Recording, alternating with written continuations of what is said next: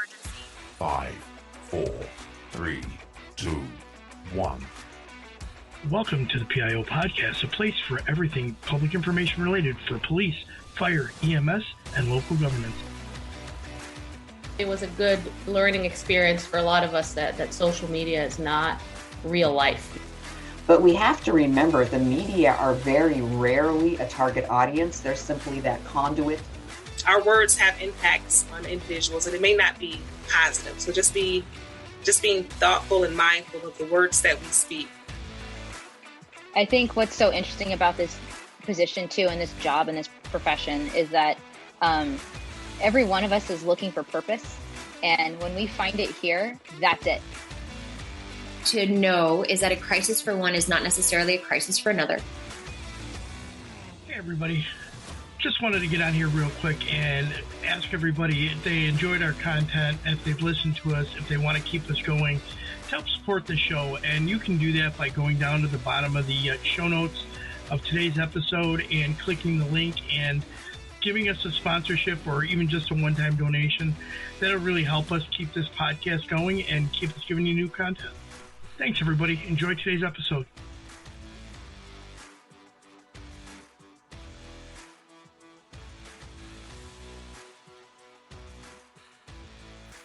Today in the PIO podcast, I'd like to welcome Keith Thornton. He's a retired police dispatcher from the Chicago Police Department. Keith, welcome to the show. Hey, Robert, thanks for having me. Pleasure to be here. Thank you, Keith. So, Keith, you worked as a dispatcher with CPD for a number of years. Can you talk about your time as a dispatcher at CPD? Yeah. So it was actually Office of Emergency Management and Communications Center, its own entity. And basically this organization is within Chicago, and you have two different forms of dispatching you do there. You have the police side of things and the fire side of things. So I was fortunate enough to be on the police operations side of things for a department that has a capacity of having about 13,500 officers. We are under that limit now, but it's one of the largest police departments in the nation, and it's been an honor and privilege of being a dispatcher for Chicago PD. How many years did you serve with them? Just about 5 years here in Chicago as a dispatcher. And with dispatching, we also do call taking for emergency calls coming into the center, but also the dispatching portion is just one-on-one with the officers out in the field. And you had a career doing this before in another department or another agency? I did do some form of dispatching on the EMS side of things, but I was mainly in the field. I was always in the field type of guy. Started out volunteer firefighting, which I still currently do. EMT, working on an ambulance for a number of years. And then I was also a Los Angeles police officer where I served in several different municipalities within Los Angeles County. So all across the spectrum, police, fire, EMS, dispatching up to supervisor at an agency as well. I've done everything in public safety. Wow. Well, thank you for your service. I appreciate it. So, Keith, you have been a staunch advocate for a strong criminal justice system, and you were always very vocal about issues that were facing CPD and the dispatchers at the OEMC. Shortly after Ella French was murdered, you retired. By the way, I listened to the dispatching that you did that night that Ella died, and I have to say, just absolutely amazing piece of dispatching, control of the radio of an incident from the seat in a chair at OEMC. So thank you very much. Amazing job. Can you talk about the things that were going through your mind, that experience, and then what was the ultimate reason for you leaving? Because you left shortly after that occurred. Yeah, well, two questions there, and I'll answer the first. What was going through my head kind of with everything was going on, First of all, like I said, I've been on the other side of that radio. I've had my own help calls out there in the field. I've chased people. I've been barricaded in situations. So having officers and hearing lights and sirens coming your way, helicopter overhead, it's like music to your ears, when you're in dire situations like that. So that was the first thing that was in my head. And that's always been in my head when I was a dispatcher, What would I do in this situation? So for me, it was consistently training myself. If this happens, this is what I will do. So obviously, and unfortunately, that situation occurred that horrible night. And I just slipped into a zone where I was going to be the incident commander that day. And that all came from training, actually not from OEMC, but just by being out there, a police officer, knowing how to set perimeters and knowing what the objectives are, first command. And that was what I was taught with LAPD. And then just thinking about the EMS side of things with her and other officer, Carlos Yanez, and others who were shot, hospitals and where to take them and where to get them to. All those things, once again, comes back from training myself and drilling myself, whether driving home on my off day, it really never turns off. So you're always thinking about, what if this happens? How can I do this? What's the closest avenue? And what, all of those different things. So that's what was going through my head, incident commander mode. Now, during the process, as they're saying different things on the radio that, this person's clearly possibly DOA, unconscious, not breathing, gunshots here in this particular area within the head, no matter how big, bad you are or how you think you are in this line of work, you're still a human being. And if you have a heart, that hits you. And that hit me very hard. My partners, who all assisted, we were very hurt. I was crying on that radio that day, and it was very touching to me in a not so good way. However, after all of this has gone on and, we buried our sister, I have gravitated toward her family, and I've grown to love them. And I've grown to take what I've done out in the field and behind that microphone to a whole nother level in terms of advocacy. And I stand by it now. I said I was the voice on the radio that night, and I'm going to be the voice for the people, the men and women who are out here doing this job, who are not defended, who are not taken care of. And when I say that, I mean by politicians, by community members out there, just by a lot of different people who should be supporting our law enforcement and our first responders, police, fire, EMS, dispatchers.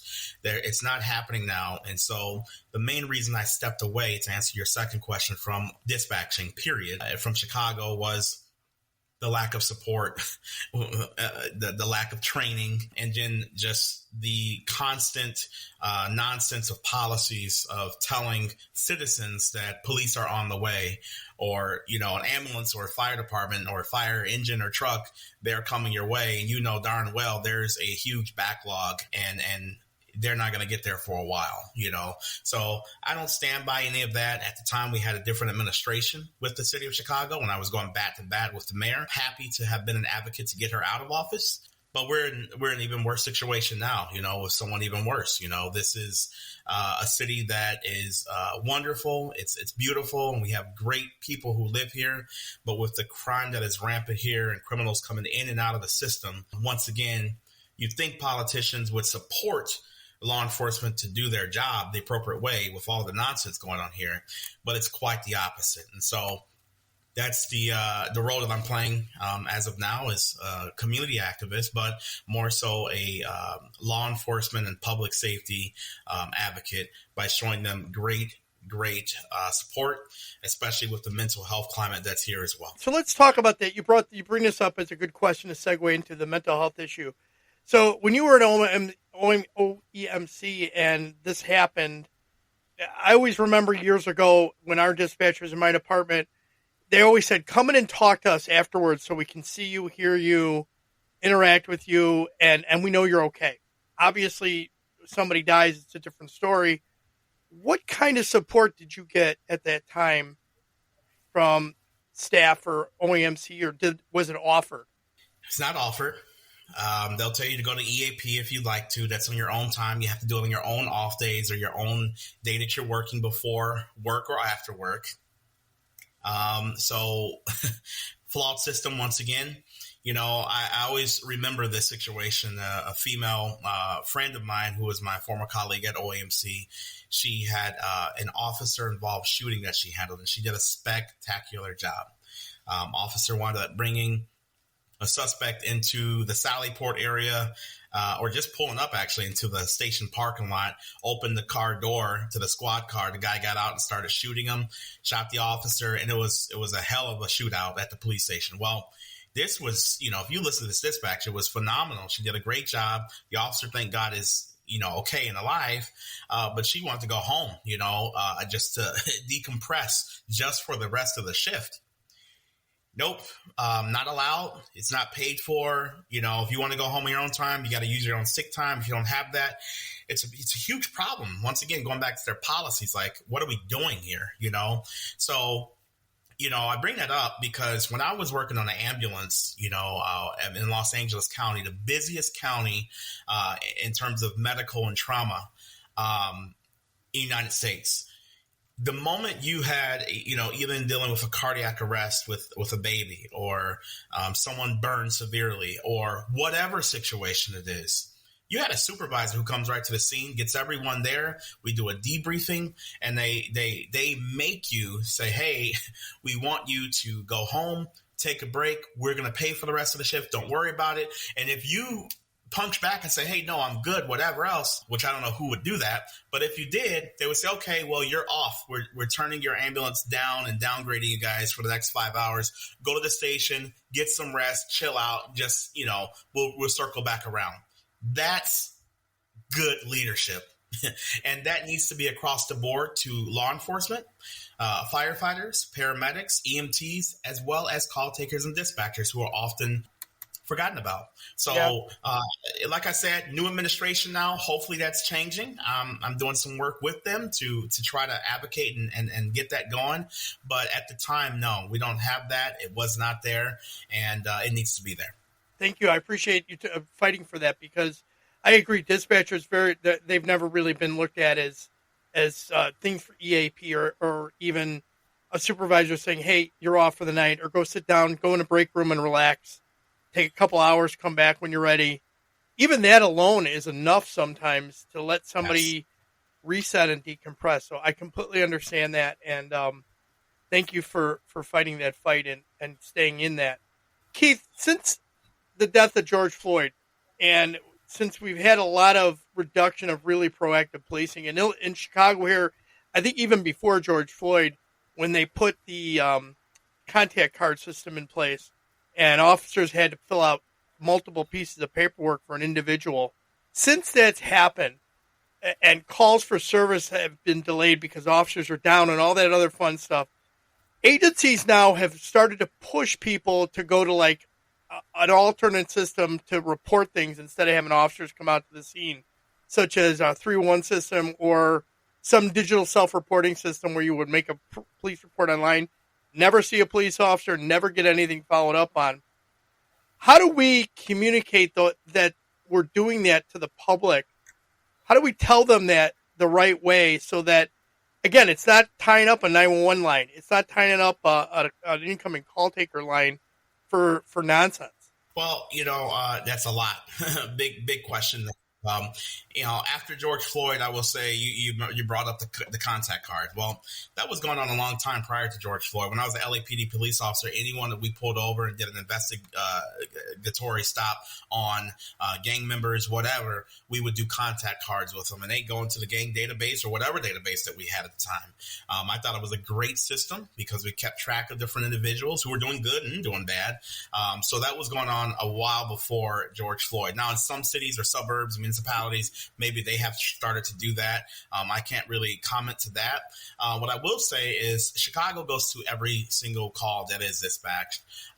Now, maybe a sergeant or something will jump on the call and say, hey, I'll handle that. And if they handle that and code it out or reach out to that citizen on their own, that's what they do. But any call that comes into the Office of Emergency Management and Communication in Chicago, they're going to respond to it. Now, if it's, someone calling and pranking or something of that nature where they close the call out, that's a different situation. Now, in terms of being proactive, absolutely. There's many officers right now, morale is low all across the board, and they're not going to be as proactive when you don't have the leadership that's going to, help you out.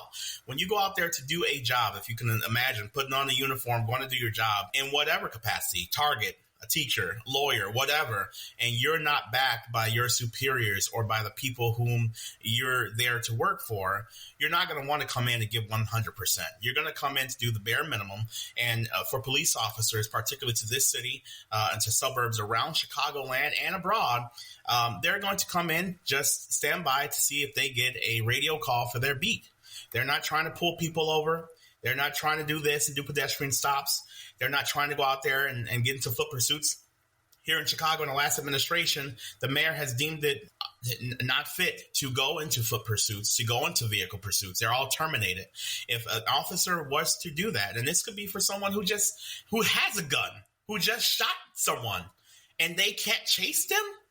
But if you wind up doing that, you're in trouble. And if you wind up catching that person who just shot someone with the gun, then they're coming back and suing you, suing the city because of this stupid, flawed policy that the mayor just enacted that has nothing to do with anything of policing, you know? So who wouldn't come to a job and want to be proactive? Many of them, you know, and I don't blame them. But should it be that way? Absolutely not. We want our officers to be out here and to make the right decisions consciously and to do what's right. Now, are we saying that all officers are good? No, not at all. There's some bad apples and bad seeds out there. And guess what? 99% of the great officers out there don't like that 1% of officers, and they're doing things to correct that. But that's in every single career field. All right? So we need to do better in that respect with being proactive, but we can't ask our officers to get out there and be proactive and do a job that we don't respect them to do when they do their job. So that's kind of the climate right now. How do we change it? It's all across the board. You know, you got to vote better to get people in here, and the people who are coming into office need to get the right leaders who know these fields. You know, get a police chief who's been a police chief and have worked the ranks and hasn't been just promoted because of who he knows or because of the color of his skin. Get someone who knows the position and who will do what's right by that title and position and respect the public, but respect the officers and whomever else that's supposed to do that job. And now, a word from our sponsor. In today's climate, you need to be able to communicate, whether you're communicating to those you serve, your peers, or your constituents. Whether you're looking for professional development or to work with a professional, John Guilfoyle Public Relations has you covered. From crisis communications to website development, visit our website at jgpr.net or call us directly at 617-993-0003 to get started today. We'll help you tell your story strategically. Now let's return back to our episode. Keith, you bring up a good point, and I want to jump on this. So the Dexter Reed shooting, the most recent officer-involved shooting, the traffic stop was based on a seatbelt violation and a stop sign, I believe. You had older people and all these second Monday morning quarterbacks all saying they could never see the seatbelt and it's a pretext stop, you know, and because of that, that's why the offender shot at the officers. Well, he had plenty of opportunities to step out of the car, to give himself up. He didn't want to. He started shooting, and everybody keyed on the seatbelt and the 96 shots that were fired. But not the fact that he's a felon with a gun. Not the fact that he shot first. None of that was talked about. Well, first of all, let's back up a second. You know, I've been pulled over by the police, you know, throughout my life a few times. Maybe I was speeding, you know. Guess what? I do that sometime, right? And my ass is pulled over, and I hate it, right? And guess what? Sometimes I've been pulled over, I didn't think I was doing anything wrong, you know? So I'm still going to be a law-abiding citizen, pull my vehicle over. I haven't turned my hazard lights on, and even as a black man, I do put my hands on the steering wheel. You know, you can agree with both sides to this token because there's truth to both and there's falsifications. Now, when an officer comes up to me and says, hey, the reason I pulled you over is because of this, whether I agree with him or not, I have my day in court, or before you even get to court, I may just say, hey, officer, no, I did have my seatbelt, or no, you know what? I had I was reaching down to grab my cell phone, whatever else. 9 times out of 10, you won't get a citation. You'll get a warning. Okay, be careful, right? And if there's individuals that they walk up to who may have a misdemeanor or a warrant or whatever the case, they have that same option to be a law-abiding citizen in that moment and not to pull out a gun and start shooting at anyone, particularly a police officer. So for all of the rhetoric out there, I'll make it very simple for you. They can just shut the hell up with that because it's a bunch of nonsense. The officers pulled up. They had probable cause because of the seatbelt from what they state. That's what I'm going to go with. And that's what was seen. We weren't there. Like you said, it's not Monday night quarterbacking or anything else. This is what they saw. They're sworn to that position. Now, if for whatever reason they were caught lying, then we shall hold them accountable. But from everything I saw within that video, this individual, God rest his soul, he made the conscious decision to commit an officer-involved shooting, sort of like police suicide, I don't know what he was going through, but ramming the vehicle, trying to get away, getting out of the vehicle with a gun, shooting an officer in the hand, He unfortunately he got the ending consequence that none of us want to see. None of those officers want to do that, but that's what happened. And that's what will continue to happen if you do things like that to an officer. Let's take a quick break. Hi, I'm Dr. Miranda Melcher, host of the Just Access podcast. We bring you amazing interviews from the world of human rights and access to justice, from Dunja Mijatovic, Council of Europe Commissioner for Human Rights, to Liz Evenson, International Justice Director at Human Rights Watch. Whether you're a law student or legal professional, human rights activist, or just want to stay up to date on what's happening with the world, the Just Access podcast is your go-to for inspirational stories and fascinating discussions about the state of human rights today. Search for Just Access on Spotify, Apple Podcasts, or wherever you get your podcasts.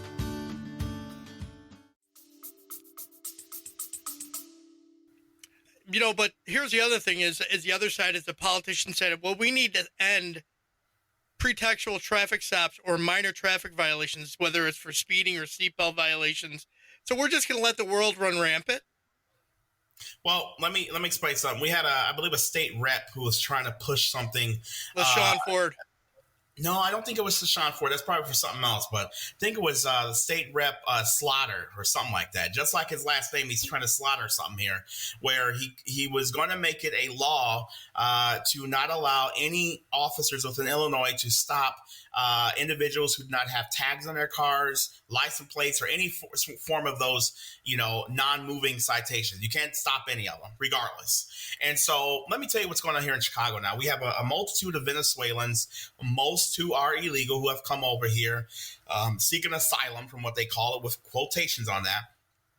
And, a few weeks ago, one just plowed into a sidewalk while a gentleman was changing a tire and wound up killing him. This was a guy who's been across the country, served several tours in Afghanistan, and he comes back to Chicago helping someone change a tire, and now he's dead because people riding around our city with no driver's license, no citizenship, no residency, no any damn thing, but someone's dead now because of them driving. Several times driving right out of my house or throughout the community, these guys come up to a red light and then they stop right in the middle of the intersection. So now you have the green traffic that's moving, and they're blowing at these individuals, and they're inside of the car laughing at it, and then they speed off. And the back of their car have no license plates on them. They're getting these vehicles from all of the money that the mayor here is providing for them, under our dollar, and they're just riding around rapidly. So this is a bigger problem, not only with violent criminals and their nonsense of what they have going on here, which we should be paying attention to. But now we have an even bigger problem with bringing individuals who don't need to be here because we can't handle our own problems. And because we're so progressive now, I don't know how the hell we're progressing in any goddamn way, to be honest with you, but it's a bunch of nonsense, and a lot more people are being seriously injured, and unfortunately many people are being killed, and it's heartbreaking to see young kids being shot and killed out here, female adults, male adults, grandparents, people being carjacked, and now police officers as well. I mean, What is the ending point? What's the ending point? I don't know. Yeah, I don't know. And the biggest issue facing every law enforcement agency right now is staffing, which creates a whole host of other issues, whether it's forced overtime, limited supervision, limited support resources on backup, which ends up giving ultimately a lot of stress to officers, which leads to police suicides. One of the biggest things that we're seeing now, especially in Chicago, the number of police suicides that we've experienced in the Chicagoland area are astronomical compared to a lot of other agencies. how can our public information officers talk internally to their staff and then externally to the public to make them aware of this stuff? Well, quite frankly, I think the public is aware of a lot of it. The media is aware of it. We have a lot of suicides taking place, throughout our country in terms of law enforcement. Not just law enforcement, though. Firefighters are committing suicide. Medics are committing suicide. Anyone and everyone within, the public safety realm, many are committing suicide, or having mental health breakdowns. 911 center here in Chicago, we had an individual, I won't go into depth, but they had a whole situation going on where an ambulance needed to be called for an attempt suicide. What is being done for these people? Nothing. Very, very little. EAP, Employee Assistance Program, that's good. That's a part of it. But there has to be more that we do, not only from the department or from the city, but number one, just like we're talking about, the overall climate of saying, man, let's wave to these officers right here who's protecting my ass. Let's go out there and do something for them. I make it a point to reach out to officers when I see them. I have cards that I hand out. Anytime they're going through anything 24/7, they can call me anytime. They can email me, text me. It's all confidential. I'm not a therapist. I'm not a psychologist. I don't want to do any of that. And I never like talking to individuals who were like that, social workers, right? But I did find a way, as I am a proud candidate who has been diagnosed with PTSD. I've gone through it. I've been through depression. I've been homeless at one point, even while I was working as an EMT on an ambulance. So I was an adult, had to work. I was still homeless. I lived in the backseat of my car, but I sought help because someone was there to help me and pull me up during the time that I needed it to. And I travel around the country now. I go to different police departments, different law enforcement conferences, public safety workshops, and dispatch academies, all of this to tell my story so that individuals, even one person, can be helped. And it's helping, just by someone that they can reconcile with and talk with, it helps. So the point of me saying all of this, and I know I'm long-winded, but you don't have to be some expert or this or that. You just have to have a heart, a human being, and a little damn common sense to say, man, they're just a human too. Let me just shake their hand, acknowledge them, and just say thank you. Sometimes that's all a person needs. It's just like having a kid, and it's what we need as human beings as well in our day-to-day work. Great, Keith. Keith, when you left OEMC, you were pretty vocal about what was going on and your dislike for everything that had occurred in your experience. Did anybody from the OEMC, the mayor's office, I'm sure Lightfoot's office didn't contact you, or the superintendent's office, did they contact you at all? During that time, no. I was actually threatened by, at the time, the mayor, who went over to my executive director, who threatened me and said, if you don't tell him to shut the hell up, I'm going to call him. Well, I took a sticky off of his desk and, excuse the French, but I said, you tell that bitch to call me. I'm ready for her, because you're not going to threaten me and you're not going to hold me back from what I have to say, especially on my own time away from here. I've been doing this a lot more of a long time than being a dispatcher. The dispatcher does not define me, right? That the position does not define me. I define myself, and I've been doing this all my life, even volunteering for no money. So what I care about is this city. I care about all of the people who live here. I don't care if they're citizens or residents. As long as they've been here legally, I care about them. And for the people who are here illegally, I care about them as well. The criminals, I care about them to a certain extent as well, because I'm a child of God. Now, does that mean I don't think you should be locked up and serve your time?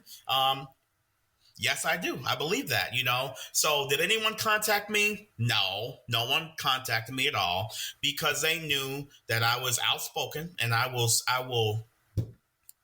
do what I have to do, and I'll just keep it there. Right. But in a way, it's not good, because I do want to, I would love, for individuals to hear out individuals like me. It doesn't have to be me, but there's many, many great community leaders and great residents within the city who live on the blocks of the city, who see what's going on, who do go to community policing meetings, who are engaged and who are volunteers and don't need the money, but they have advice and they have suggestions and they have great innovative ideas of what can make our city better. But are they being heard? No, they're not. And that's where the problem is. This mayor now is saying he wants to bring everyone to the table and all these fresh ideas. It's not happening. He's running away from the media, not talking to the public, not being transparent at all. And there's a failure in leadership within Chicago, and we need some help. Keith, anything else you'd like to add into this? Whoever's listening to this, number one, thank you for tuning in to Robert's podcast here. He throws out some great information for us. And more so, it's for us to just connect with one another, network, and learn from one another. And so I appreciate you for having me on here. I'm all about just helping people. That's all what it has to do. It doesn't have to do with anything about being police or being firemen or being paramedics. Here in Chicago, there's a rhetoric that teachers are against cops now. And you're looking at all of this nonsense of universities and students against, all of this is nonsense. It shouldn't be Democrats against Republicans. It should not be blacks against whites. It shouldn't be Mexicans against Venezuelans, the legal against the illegal. It should be law-abiding citizens against criminals. Those are the only people that we should be after to make our city and our states, our countries, wherever the hell you live, to make it safer. And that's the only big thing we have with this whole illegal immigration thing going on is we want to secure the border. We're not saying people can't come over. We want them to do it the right way. And why? Because we want to make our country safer. So if we can take all of these, as I said, the position of dispatcher, police, fire, EMS did not define me. I define myself. Republican, Democrat, Independent, all of these titles, including race, sexuality, and every damn thing else, should not define us. And we're getting lost in that message. I'm a gay guy as well. You don't see me out here, because all the gays are this. No, the hell we're not. No, we're not. All the black guys are over here. No, I'm not shooting and killing people. No, the hell I'm not. I was a Democrat. I'm more independent now because guess what? I like my money. I hate these crazy ass taxes. So I guess I'm more Republican in that way, right? I like criminals, the ones who are shooting and killing our kids and our adults and our grandparents and all of this nonsense. I like their asses locked up, if not the death penalty. I guess I'm more Republican with that. But I like helping the homeless. I just went to a Mexican restaurant, left there with my spouse. We bought an extra meal just to give to a homeless person. I like giving handouts because some people need that. So I guess I'm more liberal and Democrat in that way. I believe that some people should have assistance with their schooling and their education, with what Biden is doing for that part, So I guess I'm more Democrat in that way. The point is, it should not be extreme to the left, extreme to the right, up or down. We need to meet in the middle. We can do that. But this is nonsense. So I guess that's how I'll end it here. People talking, Robert, just like you and I right now, two different parts of the country. That's what has to happen within our cities, where we don't even have to be across the country. We can actually meet at the table and do some great things. And I pray for that for my city, and I pray for that for my country. So thanks for having me on. God bless all of you and your viewers. Keith, thank you very much. I love that right down the center. My wife always says that I don't need you to the left. I don't need you to right. I need you right in the middle, and let's talk there. And I love that. So I appreciate you saying that. Let's lighten this up real quick. Some rapid fire questions. Texting or talking? Talking. I mean, you can't tell. Yes, I can. Chocolate or vanilla? Vanilla. Coffee or tea? Tea. Adult drink of choice? Ooh, any pop except root beer. What would be your superpower if you could have one? Ooh, invisible. I'd like to be invisible and see what people are doing. I know this answer already. Ask permission or beg for forgiveness? I don't know. Do what I want to do. Neither. There you go. Place you most want to travel to? that I most travel to? That you would like to most travel to? Oh, man, the Philippines. I love it. I'm a volunteer firefighter out there, and I love going out there to help out. Awesome. If you could choose to have coffee with any historical figure, living or dead, who would it be? John F. Kennedy. Oh, interesting. Okay. Or John Lennon. Oh, even better. Keith, how can people best reach out to you if they want to connect and maybe help you with some of your advocacy? Yeah, just hit me up on LinkedIn. It's Keith A. Thornton Jr. or Facebook, Keith A. Thornton Jr. Maybe you can attach that or a link in your comment section, but reach out to me, man. Like I say, you don't have to be a part of this, public safety community. I'm all about just meeting people and connecting across the board. We're all humans and we're brothers and sisters. Keith, I will add all that into the show notes so they can connect with you. Appreciate your time, Keith. Thank you for being on the show.